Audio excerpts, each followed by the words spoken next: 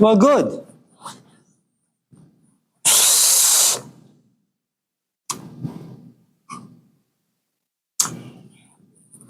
I had a student some years ago.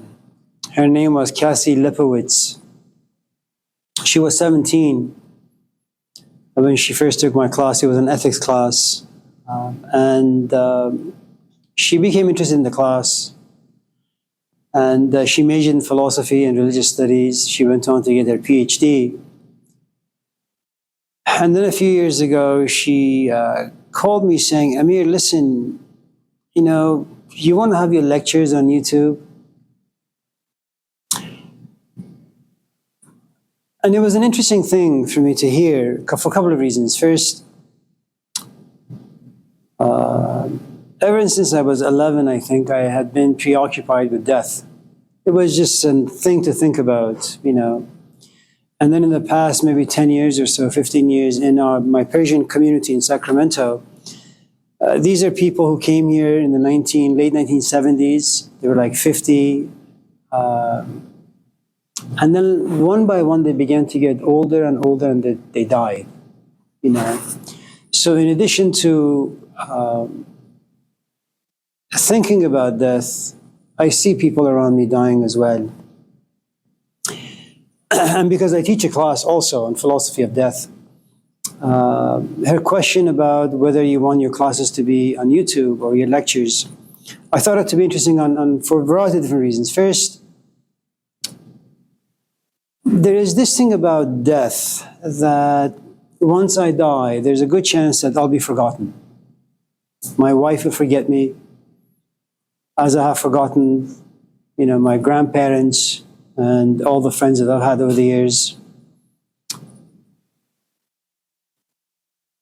And when I am forgotten, my wife is a human being. Eventually, she'd probably want to get married or have a companion. And I said to myself, how can I make sure she never gets a companion? I don't want to share my wife with another human being, while alive or dead. And one of the best ways, I thought, is what if I have my lectures on YouTube? And once in a while, she's in the kitchen washing dishes, and there I am, And if just in case she's going out with a man and they're having a conversation, she says, oh, wait a minute, that's, I'm going to talk the way Amir did. And that's going to ruin her date. So that's one reason. And then I said, my kids, kids will have their own lives. My son will eventually get married, hopefully. He'll be busy with life. My daughter will, same. And I said, well, in the busyness of life being hectic, is there a way I can still be relevant while dead? And so it wasn't so much that I found my talks to be interesting. It was mostly the fear of being forgotten. Now, I say the fear of being forgotten because about 5,000 years ago, a story was written. And the story is the Epic of Gilgamesh. And one of the things that in the epic was that, is there anything you can do with your life? Is there anything you can be as a human being that will immortalize you, will make sure that your kids, your husbands or wives, your parents, your friends will not forget? I mean, it is true that Malcolm X was a prophet of the 20th century, but he was more than that. He's a name that you just can't forget. He's like one of those Marvel superheroes, like a Superman. Angela Davis is another. Mahatma Gandhi is another. And, you begin to kind of ask, when you go to the ocean and you walk on sand and there's your footprint and you say, yes, I was here. And after a second, you look behind you, the water came, it receded, and your footprint is gone. And it should scare anyone. It should frighten anyone with any amount of thinking abilities that, you struggle for 50, 60, 70 years to live a life, whatever life that may be. And then you die, you get sick, or you die in your sleep, hopefully. It's a painless death. And then you say, well, I love my grandma. I think about her maybe once every 5 or 6 years. Why is that? Well, because she didn't really do that. Her life wasn't very great. And it may be a very egoistical thing to say, that you want a life that's lasting. You want a life that's so meaningful that can't be easily deleted, or it can't easily disappear. And so when I thought about her suggestion, why don't you have some of your talks on YouTube? I said, well, yeah, not so much again because I say anything that's interesting, but to ruin my wife's future relationships, as well as my kids. And kids are funny little animals, and you'll figure this out when you have yours. They're funny little, tiny, pathetic, miserable animals in the sense that, kids assume that they know it all. There is this arrogance that comes with you the moment you're born. I'm going to smoke, I won't become addicted. I'm just going to watch porn for 10 minutes, I won't be addicted. You know what? I'm just going to drop out of school. In a few years, I'll go back. I'll still be 18 or 20. I mean, that's the arrogance you're dealing with. And then time passes. You think that, it's something that I used to think, and no doubt that most of you in this class have assumed too, that you go to coffee shops and two 70 or 80-year-olds are walking into the coffee shop and they're holding hands. And they're not holding hands because they're in love. They're holding hands because, well, if they let go, they'll probably fall. And one has to take the other to Kaiser. So they hold hands, they're sitting somewhere, and they're having coffee, but they're not talking to each other. And you say, well, shit, that's a shitty relationship. When people go to a coffee shop, they're holding hands, they should talk about anything. My relationship will be different. I will hold hands and I'll be in love. Not because I'm old, not because if I don't hold hands with someone, I'll fall. And I'll have nice things to talk about. And then time passes and you realize, no, you don't really want to hold anyone's hands, and you're not really exempt from the slings and arrows of life. And life kind of beats the arrogance out of you. And you realize, yeah, you're addicted to porn, you're addicted to weed, you're addicted to this or that. You dropped out of school and you're no longer 20 or 30 or 40 or 50. You're just a loser in the middle of nowhere. And I said, well, since my kids are not exempt from the pains of life, maybe they'll just flow through life thinking that, they'll be great, and then life will beat them up. And then I'll be dead by then. But there's my lecture. They can kind of click on one of the YouTubes and say, oh, there's my dad. Let me see what he has to say about pain. And then I'll come to life for maybe 20 minutes. So I said to Cassie, you know what? Why not? You do all of it. I'll just send you the lectures. You post them if you like to. If you don't have to, if you don't want to. And it's your channel for the most part. So that's the reason. Do you feel like you were born to be like a philosopher? Did your voice come like that? My voice? Yeah, like you talk.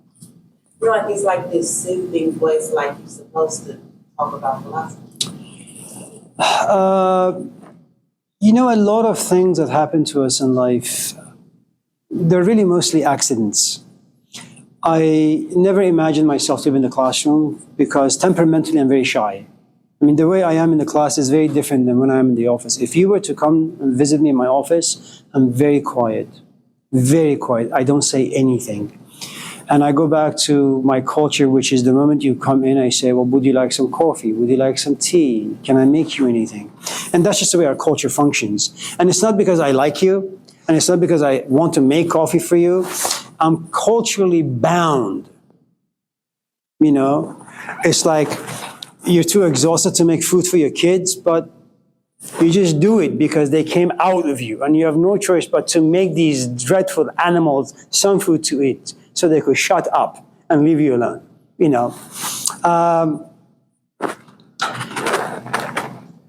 And so, I dropped out of school. I left high school. I eventually got my GED. I never want to go to school because school sucks. It sucked for me then, it sucks for me now. And I remember my own teacher not academic kind, the other kind, asked me if I'm ever going to write, if I'm going to teach, if I'm ever going to like talk about philosophy. I said, no, I have nothing to say to anyone. And so I went to school, eventually got my degrees, but it's a shot in the dark. You have no idea how you're going to be. It's like in your imagination, you're a great wife, you're a great companion, you're a great this, you're a great that. You're just great in your imagination. And then you get into a relationship. And then you realize you have no patience. You get angry quickly. However you cook tastes like shit to your companion. And whenever there's a disagreement, the two of you get into a fight, sometimes physical, sometimes verbal. And you say, the way I think about myself in my own head is very different than the way I am down here. And so that's how we function in life. You know, you go into it blindly and life slaps you and then you wake up and then you see. And hello, it's okay. How are you? Fine. Your name? Kashma. Kashma. Okay. You're from Nepal? Yep. Oh, where? Oh, Mongolia. Okay. I only ask because I lived in India for a while. Yeah, my name is, I think, Yeah, there's a common name. yeah. And so, I mean, some of you in this class may eventually find school to be relatively interesting. Devin, is it? Devin? Forgive me, let me just imagine, Devin, you become interested in, and I'll use your race. You may go to school and say, you know what, I'm just going to major in African American studies. And you graduate from Laney, you go to San Francisco, and you get your bachelor's. And then you say, you know what, I like this stuff. This is really good stuff. I get to know my history a little. I get to know my heritage a little. And I didn't know it was so vast, and it was so rich, and it was so profound. And then you say, you know what? Why don't I cheat the government, get lots of loans, and just find money from here and there and apply to Stanford, Yale, Oxford, go to big schools, Berkeley, and just get my PhD or master's in African American studies. And you're very lucky because you find one instructor who touches you. I mean, not touches you, but touches you here, you know, and here. And let's say it happens to be Angela Davis. She used to teach at Santa Cruz, UCLA. And you say, yeah, that's what I want to do. I want to, like, teach. And you struggle, and you make lots of sacrifices, and you get your PhD in African American Studies from Yale. Huh? And then you apply to schools to teach. But it's something you have never done.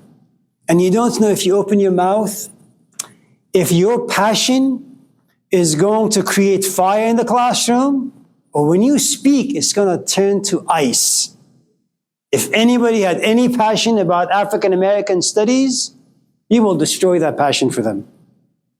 So it really is a shot in the dark, you know.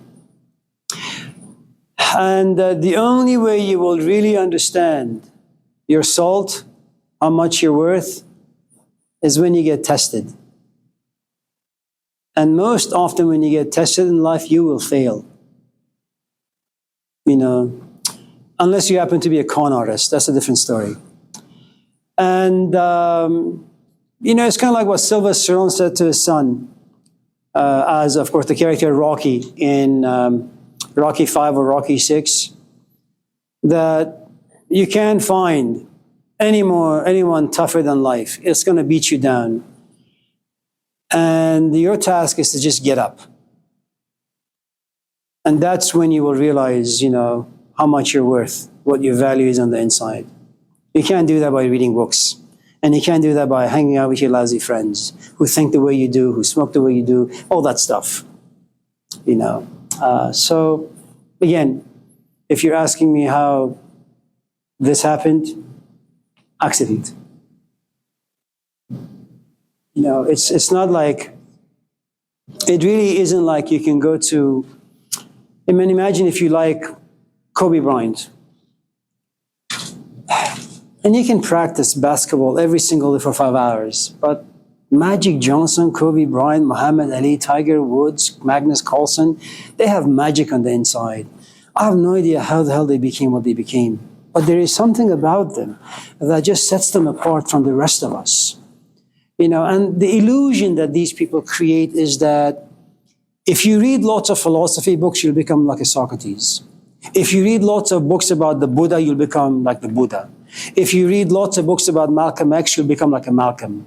If you practice like Kobe Bryant, you'll become a Kobe Bryant. And the truth is, I think there are these magical people in all different branches of life. You have one Mike Tyson. And you may look like him, you may have the body of Mike Tyson, but you will never be Mike Tyson. You may have enjoyed golf, you may even practice golf, but you will never become a Tiger Woods. And again, we don't know how these people are created, but they inspire us. They really do. So, and it takes a while for you to realize, well, you know what? I wanted to be a Kobe Bryant, but the truth is, I'm just a regular chap who just likes to play basketball, but will end up nowhere. I'll play basketball on the weekends, but on the weekdays, I work at Home Depot. That's how it is. I forgot your name. Utah. Oh, that's right, okay. All right, is it, okay. So for those of you who are new, let me just very quickly tell you how this class works. You come to class with questions, that's all. And we just talk. And it could be anything. It doesn't matter.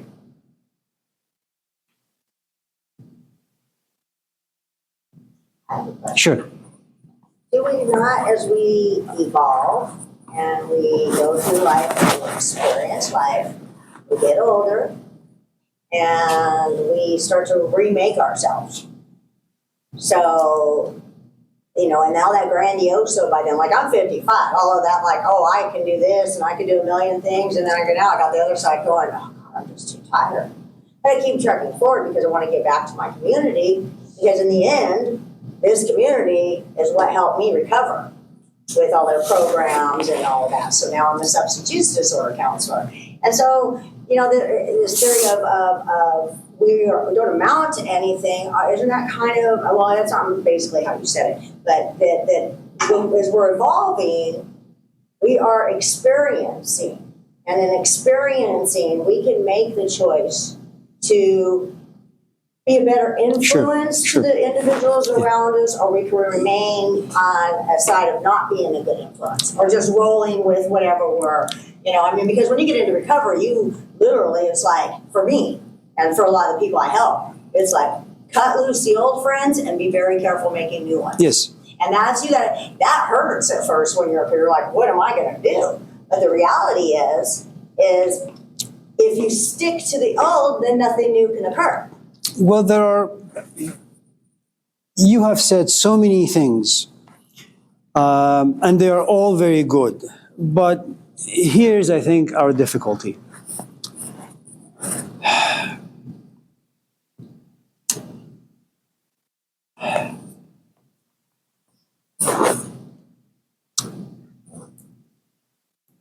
I have a tendency of breaking things down to the tiniest pieces possible for me.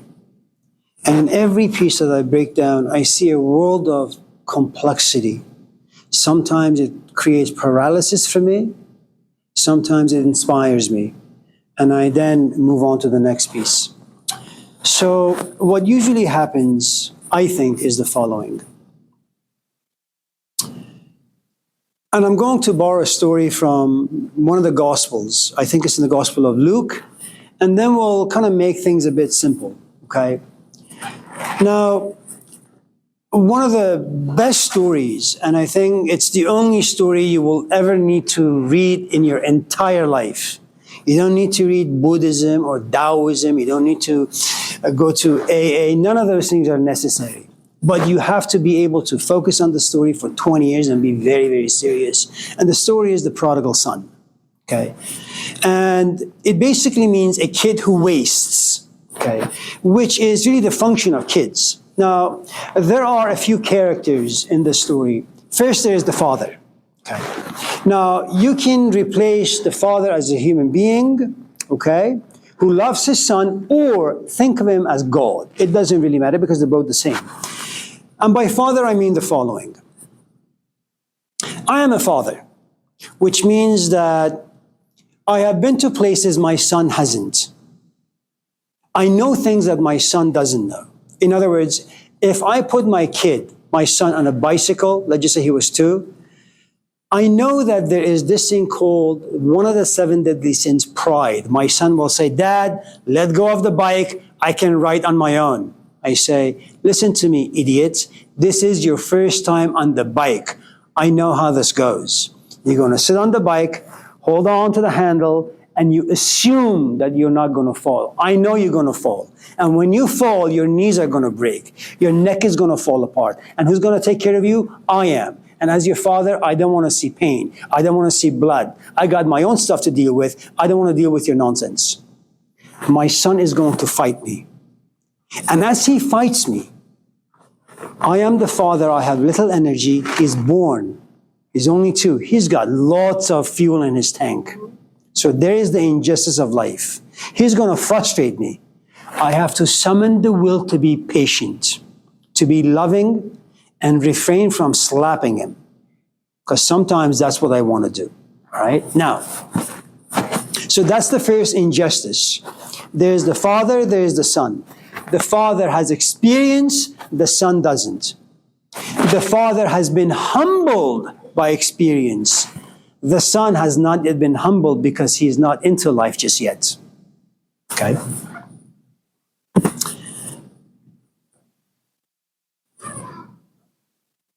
Hello. The son looks at his father and says, Dad, you're going to die. Yeah, what's your point? Well, you've been saving money. You're a good father. I know you have 100,000 saved, and you're going to give half to my brother, older brother, John, and you're going to give the rest to me, Mike. Why not just give it to me now?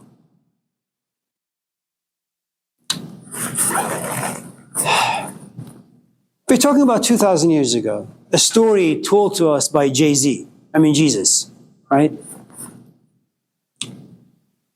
You and I have saved money. Why do you save money?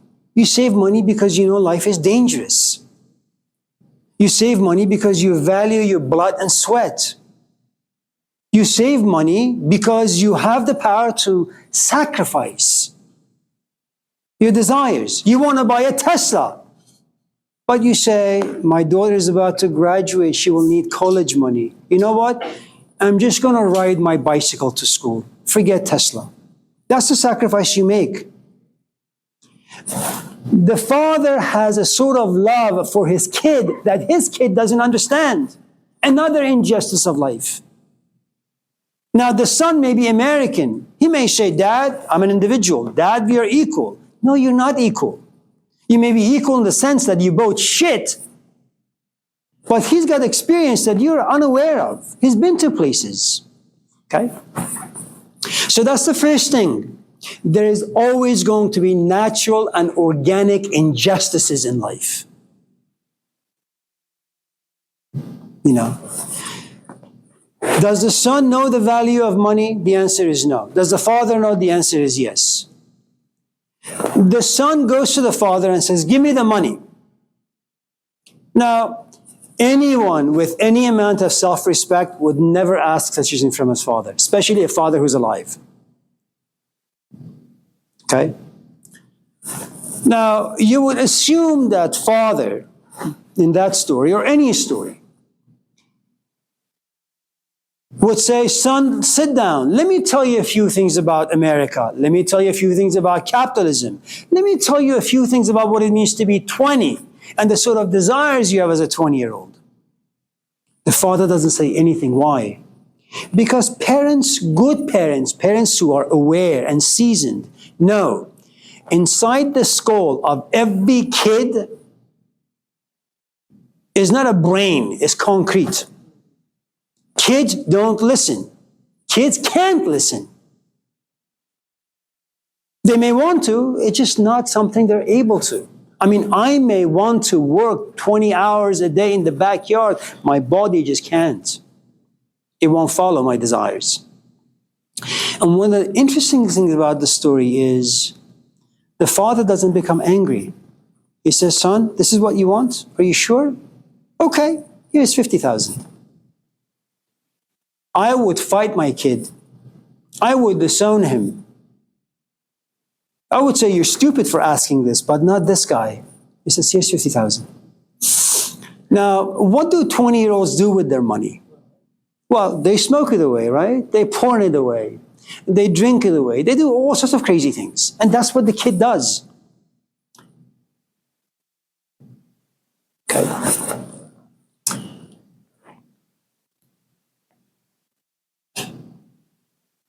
And after having wasted all of the money on different things, there comes a point, and this is what happens when you don't know how to use your riches properly. Now, the idea of being rich, you don't need to have dollars in your pocket. You're young, that's rich. You're healthy, that's rich. You got parents, that's rich. You got a roof over your head, that's rich. You know, it's like all these 18-year-old punks I have in my classes once in a while, and they say, I live with my parents, and I want to get out. I said, what, are you stupid? Free food, free laundry, free everything, and you want to get out? And that is what I mean. You are rich, but there is something about your brain that doesn't think well, that has been victimized by the world of advertisements, your own illusions and self-cunningness and deception. And so this kid, despite being rich, both in terms of money and youth and vigor and health, he blows everything away. In the end, where does he find himself? With the pigs, with the donkeys. Where? In a stable. Where does he live? In the stable. What's his bed? The hay. What does he drink? Shit. Now, there are many of us where we find ourselves in difficult situation and trauma happens to us and we never recover. We stay in that hole and we eventually say, you know what, maybe I should just end my life. Or maybe I should numb myself by drinking, by smoking. Some people never get to recovery. Okay? What you have about this kid is there comes a point, and I don't really know how this moment happens to people. There comes a point where he's sitting with the pigs, with the cows, with the donkeys, and he says, I fucked up. I fucked up bad. I was 18, now I am 40. I had $1 million, now I got zero. I had a student, he was part of the hippie movement. He was a bit older. I forget his name. He inherited $1 million. $1 million in the 1960s. All went towards cocaine. When he came to my class, he had nothing. He had no clothes, no car, no money. He had nothing, okay?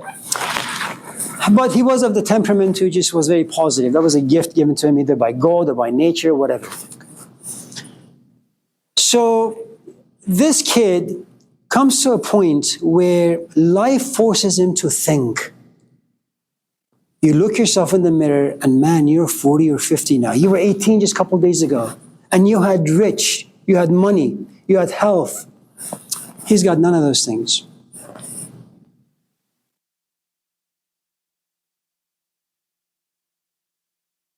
And then he says, you know what? Maybe I should go look for my father. I don't know if he's still alive. He may be dead, but maybe I can walk back to my father. Now, here's the other thing. All of us are very proud of who and what we are, right? The idea of you going back and looking at your father and telling him, I wasted all of your money and I wasted all the wonderful things you gave me. Will you forgive me? I mean, you know how difficult it is for us in a relationship when your companion does something wrong and you say, all you gotta do is just say, I'm fucking sorry. That's all you gotta do. Is that too much to ask? And your companion, because again, he's got or she's got cement, it's difficult for him. Time needs to pass until they say, you know what, that I did that like 50 years ago, I'm really, really sorry. It took him 50 years. Okay. So remember, sometimes you find yourself traumatized and you stay in that trauma and you never recover. This kid in that story was very, very lucky. Now, Jesus doesn't tell us how he came to be aware. Jesus doesn't tell us how he came to a place of repentance. All we know is that the kid said, you know what, I'm going to go to my father. Now, here's the thing about the father now, and that's another difficult part. Some of us in this class are parents. The moment your kid is born, you inject in them hopes and dreams. You say, he's going to be better than me. He's going to have a better marriage. He's going to go to school. He's going to have a better house, a better car, a better companion. He's just going to be better. And you raise this kid not just with milk and cereal, but with hopes and dreams. The father has been abandoned by the son. Now the father may think, well, he's going to take my 50,000, go out there, invest it, and come back with $1 million. So not only has the father lost money, he's also lost hopes and dreams. And he comes back, the son comes back. And now the father wants to be angry. The father wants to slap him, kick him. But that's not what he does. Why? Because all parents who are reflective know that kids are good at doing one thing really, really well. Sinning, wasting. All kids do. I mean, some of you in this class are no longer 18. If your life was to some extent right, if you had a relatively good support system, right? You would have been done with Laney 20 years ago. You would have had your master's, your PhD, everything about your life would be different. Okay? And so every good parent knows that about 20, 30 years of their kid's life is going to be a complete waste. And no matter how much you talk to your kids, they just won't get it. But good parents always have an open door policy. Son, you're going to go away, you're going to live your life, but know that my door is always going to be open. That's not just an ordinary, regular parent. This is a saint on your hand, all right? So this kid is going back home, and the father sees him. There is no anger in the father. There is no resentment.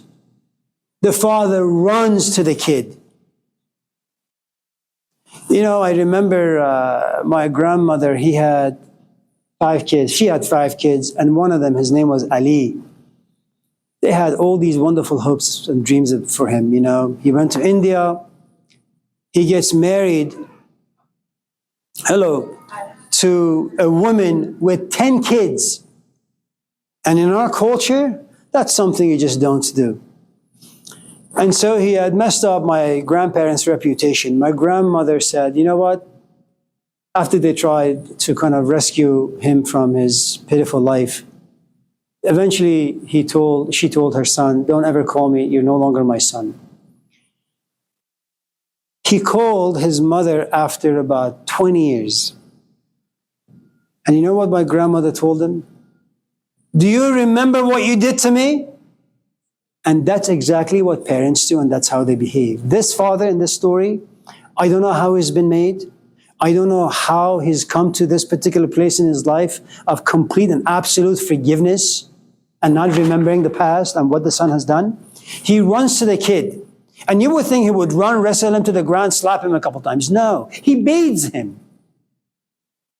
Not only has he been baptized by his own reflection, he now baptizes him with water. A brand new life. Add to it, he gives him new clothes. I'm like, yeah. My brain's going, well, yeah. Right? Because it went out an experience. But the thing is, some people never recover from the experiences. Some people never make it through the rehab program. Some people go through rehab, but then relapse. Some people go through rehab and they become educators of those who are addicted to the same stuff that they were. I mean, this is magic. And there is no how-to. You can't get a book for this. You don't know until you know. You know? And so everything that you have said is absolutely true, but how do you survive the darknesses, the loneliness, the repentance, the crying, the depression? I mean, these are things you don't usually overcome. I mean, whenever you watch, for example, people like Robin Williams or Al Pacino, what they have always said about alcoholism and recovery is, I thought I could do it on my own. I couldn't, you know. And eventually you realize you need a great support system, a huge support system. The point I suppose I'm trying to make in all of this is most of us go through life just being completely wasteful of things. Some people waste. All of a sudden life stops them. Life forces them to think, reflect. Now reflecting is a very, very painful thing, because it forces you, it forces you to go back in time and see what you have done. And it's a complete mess, you know. And some people don't recover from seeing. And some people see too much, That shame. you know. Yeah, and shame and guilt, sometimes it can be really, really good because we call it baptism through fire. And sometimes it could kind of just plunge you deeper into this darkness and you can never recover. So, and, you know, some people die. They never make it. They just want to recover, but they die without hope. Some people do recover. But because they don't have the language, because they don't have the temperament, they can't pass that wisdom of recovery to other people. And some people do have the capacity. So there are lots of different shades in the things you said. And I think what is important to say is this. I think if you were to be somewhat honest with people, as I like to be, is look at some of them and say, listen, you're just a complete waste. And then to another group you say, listen, you're a complete waste, but I think if you do A, B, C, D, maybe you'll have a chance to look at how much of a waste you are. And if you're able to witness that, maybe you'll have a different kind of emotions. And those emotions will inspire you to behave differently. Towards other group of people, you say, you know what?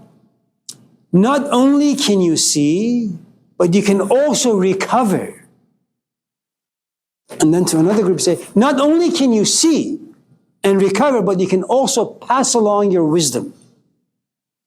But when you put everyone under one blanket, you give people the illusion that, you know, it's kind of like everybody wants to be a Steve Jobs.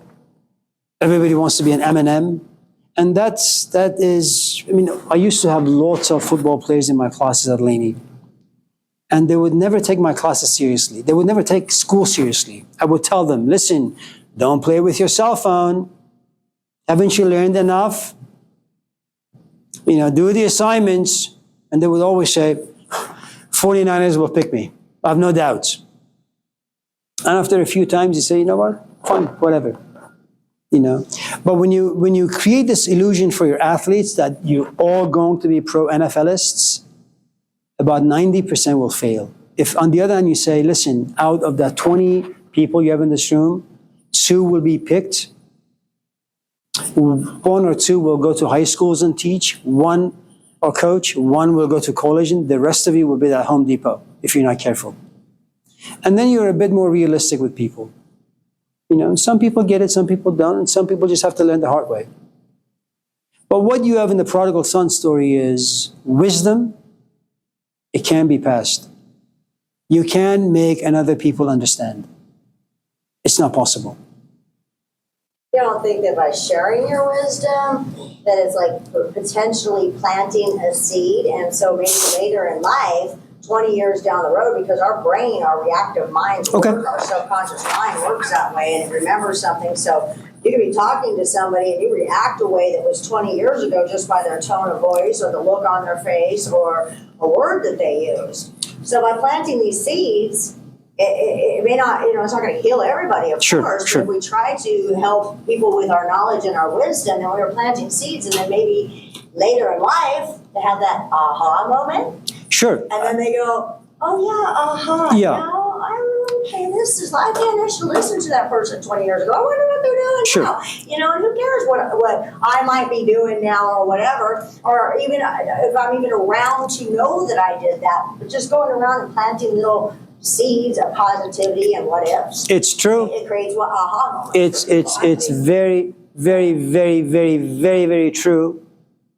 However, can I just add a couple things to Yes, it? absolutely.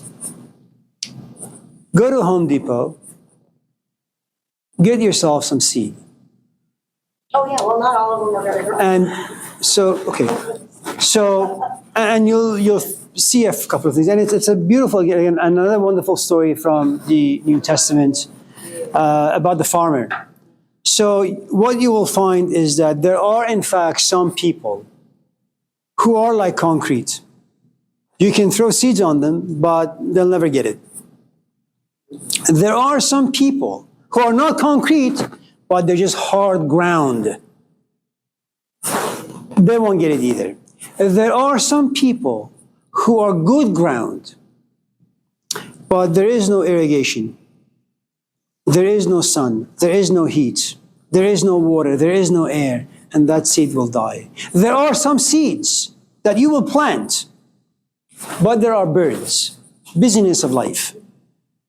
There are some seeds that you plant and they grow, they blossom, but you better make sure that there is no storm because the water will suffocate them, that there is no wind because they will be uprooted.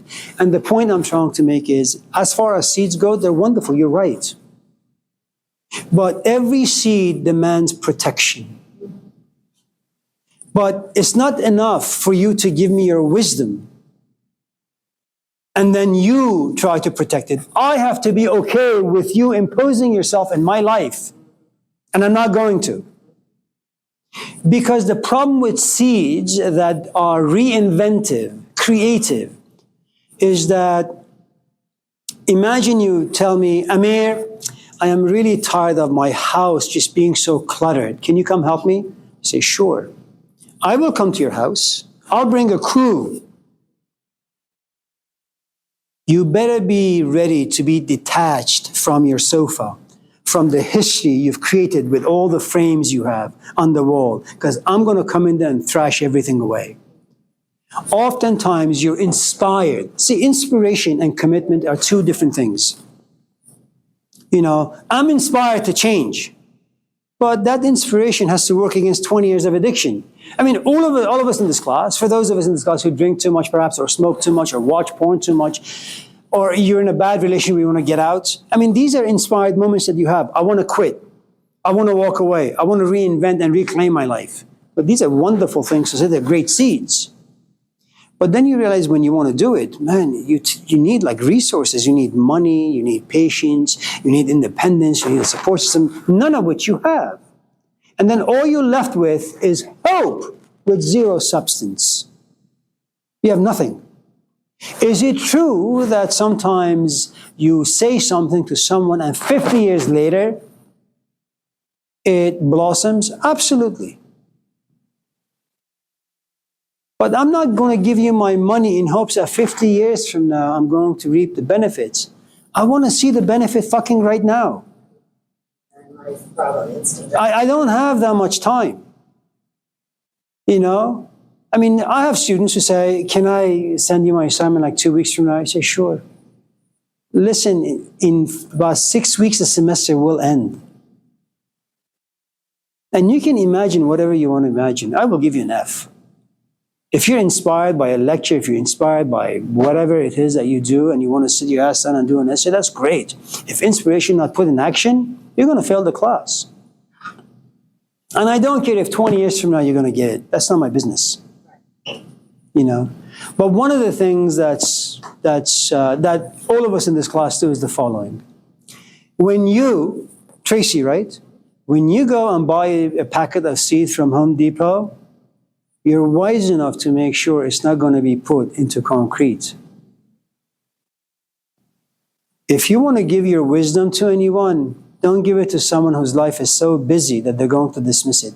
Well, that's meeting a person where they're at. There you There go. again comes with wisdom, because See? then you got to learn to meet a person where they're at, and so you're not throwing And wasting that- energy and having They it coming gotta back be to it. receptive to what you're doing. You can't force nobody to want to do Yeah. And that's more difficult than dating. Yeah, that's why I was saying you're Keep doing what you do and accept what it is. It's like you said, some will get it, some won't. Some will like some won't. Sorry. Oh, and I get that. Totally. Father and son. Sure. Kashma? Kashma, yeah. So you were saying how the father was very forgiving of the child even after wasting all of those things, even after the father, put all his hopes and dreams that child would raise him and raise everything came back. The father was still forgiving. Do you think the father is that forgiving because he also needed that? See, one of the things about fathers, if you're talking, and it's not a mother, the feminine and the masculine forces are very, very different. So feminine is usually associated with compassion, whereas masculine is associated with mercy. Mercy is about judgment, is about someone having the power to either crucify you or to forgive you. Okay? So when a father has to bestow upon you grace or compassion, there are lots of things that the father has to overcome in himself. And that's really, really tough. I don't know if you've seen the movie Braveheart. Near the end, it's a really, really good, it's about 3 hours long, but it's a really, really good movie. And there is this rebel, and it's Mel Gibson, who plays this heroic character.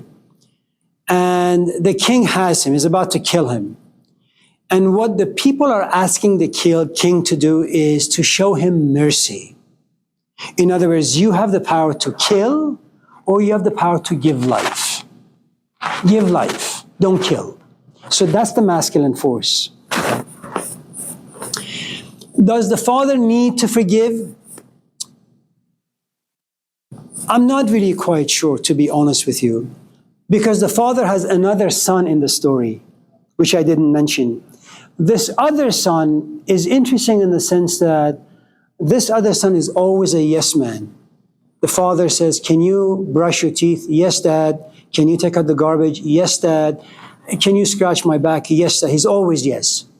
The problem with this son who never leaves the father, never betrays the father, is that when he sees the father showing so much kindness to his lost brother, he becomes angry. Okay? He becomes envious. He becomes angry both at the brother who wasted the money, come back, and the father doesn't punish him, show him lots of kindness. And the brother is puzzled. Why? And it's a devastating story in the sense that if you want to appreciate your health, you got to lose it. Why can't I appreciate my health while I have it?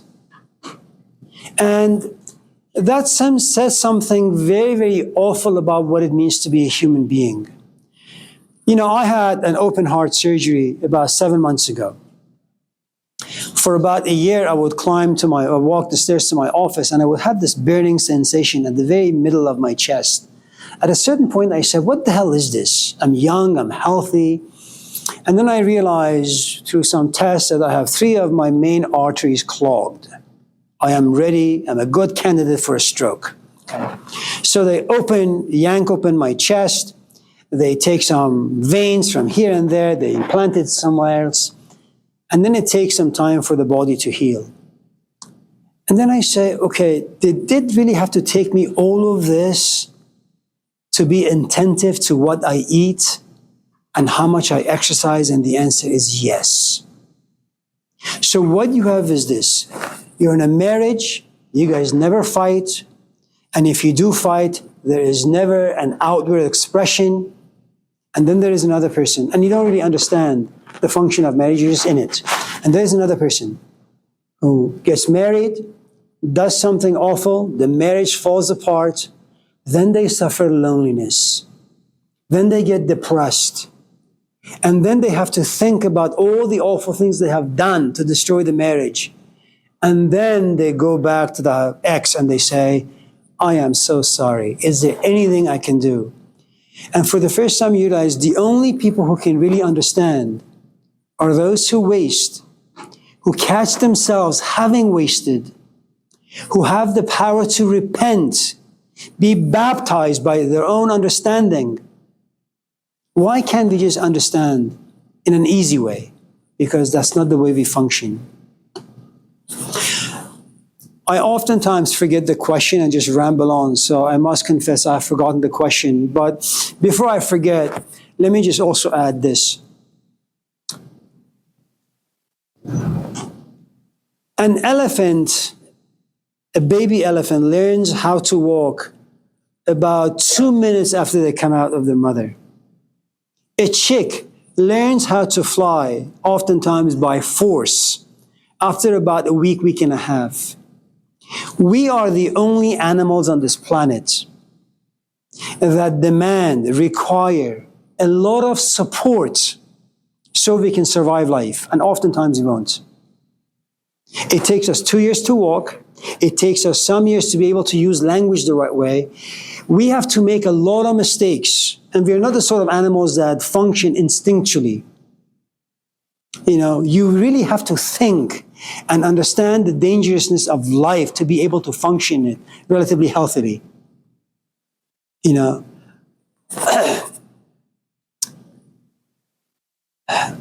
we are just political animals. And if you want to understand politics, you need to care. You need to become interested in yourself, and that's a really, really difficult thing to do.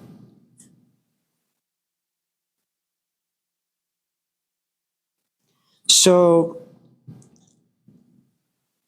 I think if you happen to be a very mature human being and you're single and you find yourself in a companionship all of a sudden, the first thing you need to do or understand, Kashmir, is the following.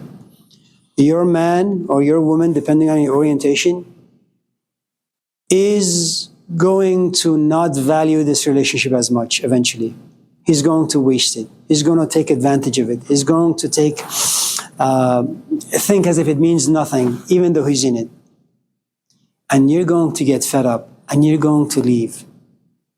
And eventually you're going to watch him gravel back to you, say, I'm really, really sorry. Don't expect any man to understand your worth and appreciate you. It's not going to happen.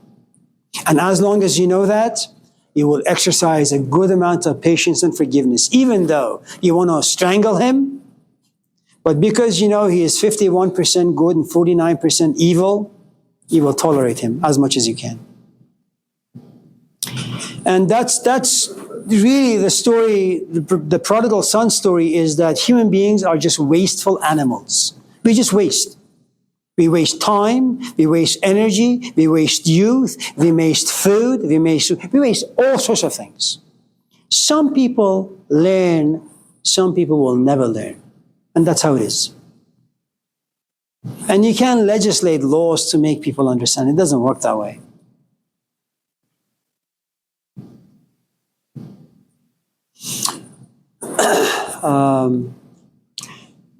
And fathers function very differently than mothers. Fathers are very, very hard to forgive. Mothers are not like that. What about the some people who don't have any father? Well, it depends when you have lost that father figure, either literally or metaphorically. So let me kind of give you a couple of examples. I'm 60. My father has been sick for the past 2 weeks. He goes in and out of Kaiser. He's been healthy, very healthy, and very active. We have a car wash. And so from the 1985 up to now, we wash cars and we take care of the mechanics, all the motors. So I go there to help on the weekend sometimes. So even though at this age, he goes there and works the car wash. Now,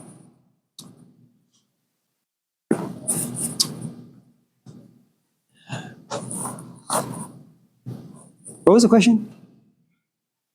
What about? Oh, yeah, father. Okay. If I get news today that my father has died, had a stroke, there were complications, he passed away, I'll be extremely sad. We have a great relationship. Okay. But he dies when I'm 60. I'll be sad, but my life will continue. It'll be a traumatic experience for me. But that trauma will fall within the context of me having a very, very healthy life. Then you have people who don't have a father from, say, age 2. For children, it's what we call formative years. And by formative years, I mean the following. Imagine you go to Home Depot and you buy a bag of 60-pound concrete. You mix it, you put some water in it, you mix it together. And you create a form, and you pour that concrete in that form. If you mess up that form, shake it, remove the 2x4s or 2x6s, that concrete will just eventually just run out and it'll become a mess. Okay. If on the other hand, you keep that concrete in that form for about 48 hours, it'll become as hard as rock. Okay. If my father was to die today, I am a hard concrete. It's not going to impact me. If on the other hand, from the age 0 to about almost 10, what kids want from 0 to 10 is stability. You want to know that when you go home, there is your dad, there is your mom. And that needs to be a routine. It needs to be a habit. Your eyes just need to see these two people every single day. Do you sometimes see them fight? Yes. Do you sometimes see your dad go on a business trip for a couple of days? Yes. But you know that that's your home and these are your parents. Okay? So kids become familiar, and like concrete, something about them says, I have a stable set of parents. Now, if there is any crack in the foundation, it means that you have a mom but not a dad. It means that 25% of this concrete is hard. The other 75% is soft, which means it was never formed. So what you have then is, you come home, your mom isn't there. She's working to make money, to put food on the table. You got to do things on your own.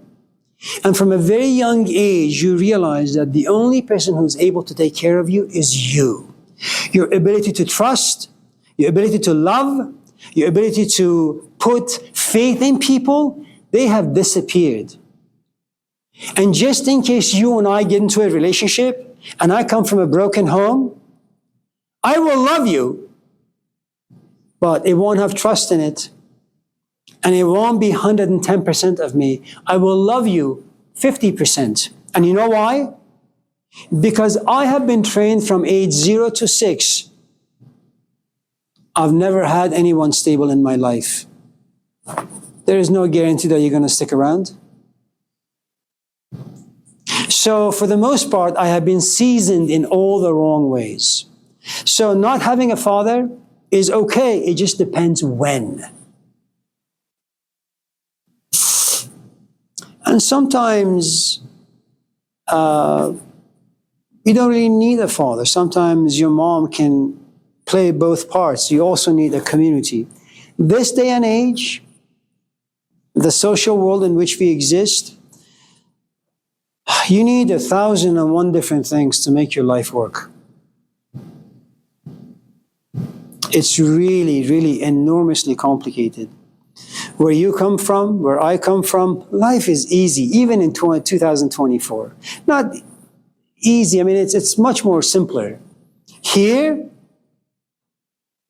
I mean, I don't know if you're married, I don't know if you have children, but you can send your kid back home, any school. There is something about the culture that says you speak properly. You walk properly. You dress properly. There are certain things you can do in hiding, but you can never do in public. You know, about 15 years ago, 20 years ago, when I would walk to class and ask, so how many of you guys smoke weed? No hand would go up. How many of you guys watch porn? No hand would go up. There was something about the culture that still had elements of shame, self-respect. At least that's the way it was defined. Now, it's like a thing to be proud of. If you don't smoke, you should be embarrassed. If you don't watch porn, you should be ashamed. If your hand doesn't go up, well, there's something wrong with you. Okay? So this makes life very, very complicated because now it's a green light for everything. You know? And so it no longer really matters if you have two parents. I mean, it's good if you have two parents at the house, but you have technology now. As parents, you have to figure out whether you're able to send your kids, if you want to send your kids to public school or private school. If you send them to public school, you have no idea how they're going to be when they come back home. Private school is a bit more safer. The only problem with private school is that it's so goddamn expensive. And the moment as a woman you have a kid, your husband, you don't really care for him that much anymore. What you want is to make sure your husband has money, so you can send the kids that came out of you to private school so they can be a bit more safer. Now you look at this man, you say, you work at Home Depot, or you don't make enough money, you're such a loser. Go get a second job and a third job and a fourth job, because I don't want my kids to be in harm's way. And all of a sudden, your perspective about what it means to be a man changes, what it means to be a father changes, what it means to be a protector changes. Everything changes. So what worked for you at the age of 18 no longer works for you at the age of 30. Everything changes. You know?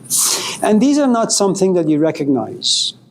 It's, you know, as a woman or a man, you go out with people and you rough them up or they rough you up, and you're still young and you're still rich with energy and all this stuff. You keep dating. And then you get to be 40 and you look at your life and you have no one. And all of a sudden someone says, well, you know, you are the way you are because you never fixed the trauma that happened to you when you were 5 or 6 or 10. That's the reason. Now at the age of 40, 45, you seek therapy. And at the age of 45, man, I mean, it's a lot of stuff to dig up. And then a lot of stuff to look at. And then when you look, you feel. And when you feel, you want to figure things out, but it's difficult. And then you say, and when you see and you feel and you think, and you can't get things straight, you get depressed. And depression makes you lonely. You're just unpleasant to yourself. You're unpleasant to other people. Your kids don't like you. You don't like you. Everything is just a complete mess. But if you can survive it for 20 years, then you'll turn out to be a saint. But until then, everything about your life goes bad. Yeah. Yeah. What is your perspective on like someone that has a child, right? And then the child has the father last name, but the father is legally not allowed in the child's life. And the mother wants to change the child's last name to her last name. Is that a mean act or is that an act of well, the person did? Because I just feel like I have to explain about a name and like all of that.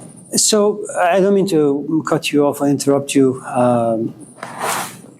Whenever a question is asked of me, for whatever the reasons are, there are only certain words that touch me, that are key points, and I just focus on them.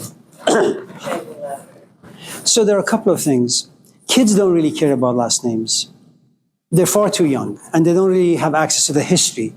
Okay, so if you and I have been dating, and through our interaction, you get pregnant and you have a child, but you and I have a fight, and you and I have a bad relationship.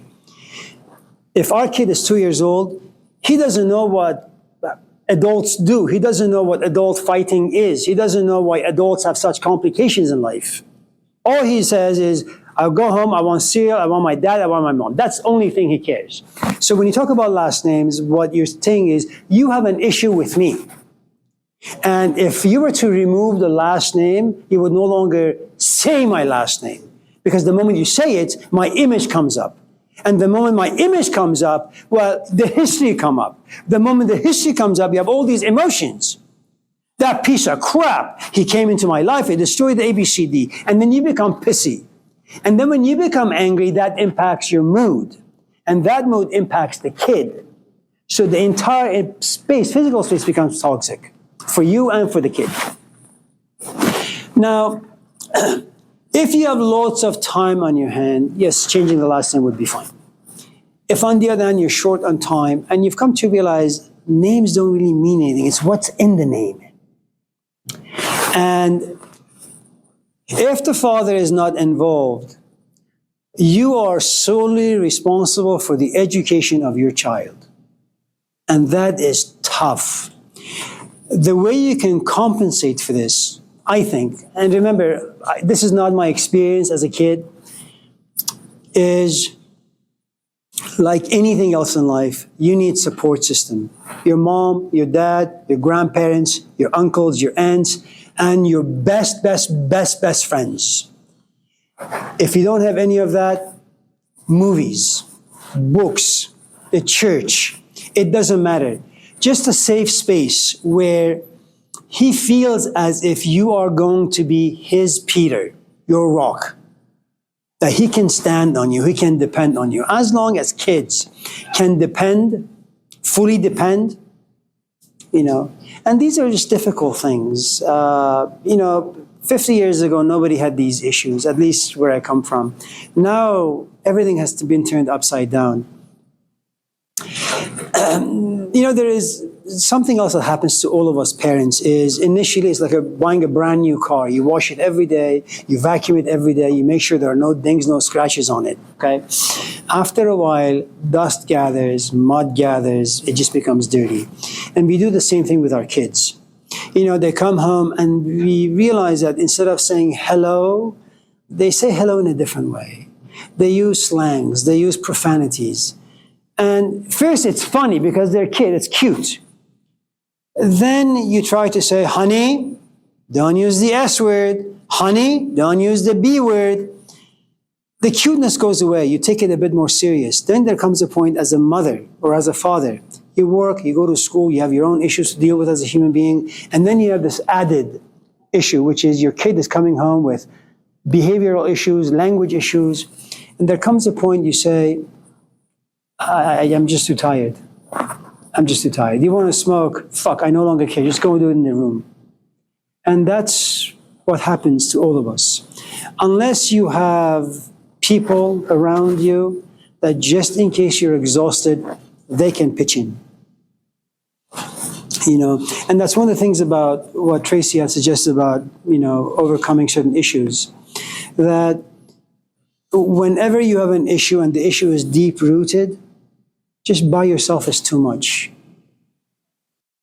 I think what I'm saying is legally the courts to my daughter's father's rights. He has no hand in anything. And my daughter is very smart.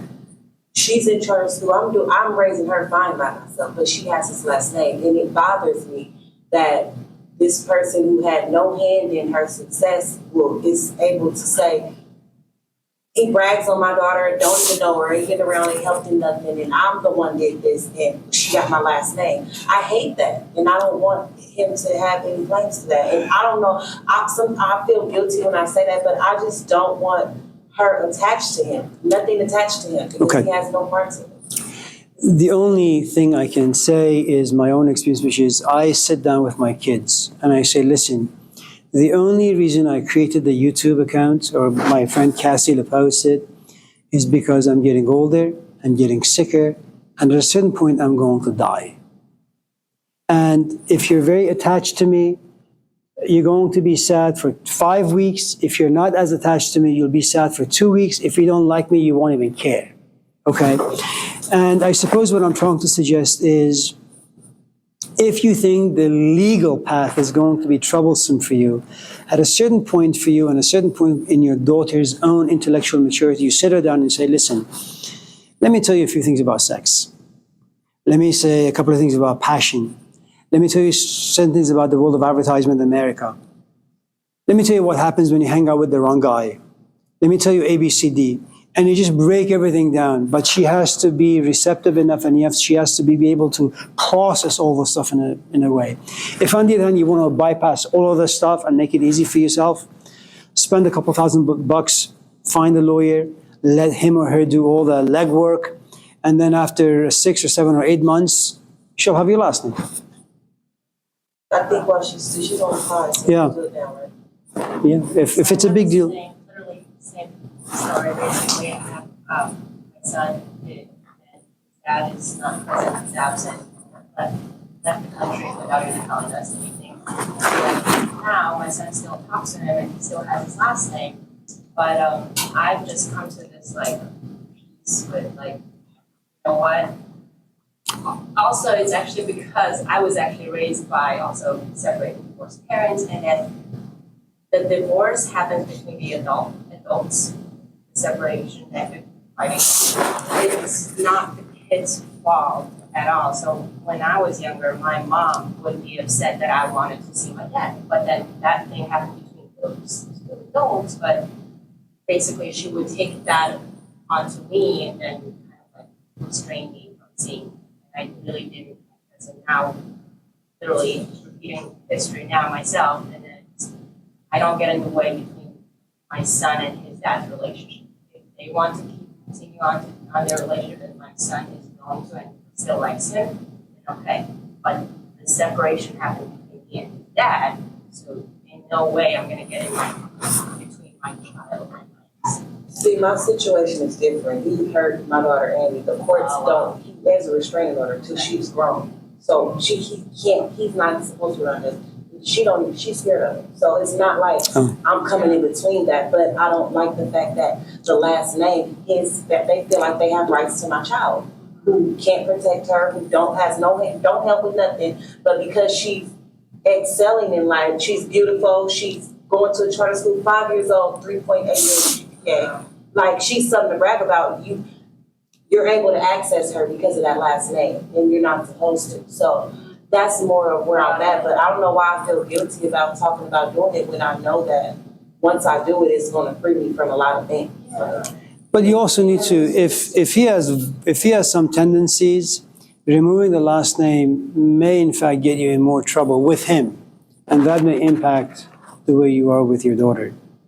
I mean, it has lots of different shades. So yours is more of a legal matter, where you really just have to, I think, hire someone and do it. Whereas yours is more of a, what makes your situation a bit more tricky, even though they have very many similarities, is men oftentimes don't know what they're getting themselves into. You know, it's always nice to be with someone who is attractive. It's always nice to have sex with someone who's attractive. The idea of marriage sounds pleasant. The idea of having children sounds pleasant until you have them. And then you realize that you really, as a man, have to put your life on pause. You have to get rid of most of the things that used to give you pleasure, and then be with this woman and be with your daughter or your son. And if you have not come from a culture where being a sacrificial lamb is just part of the way things work, then you're going to rebel.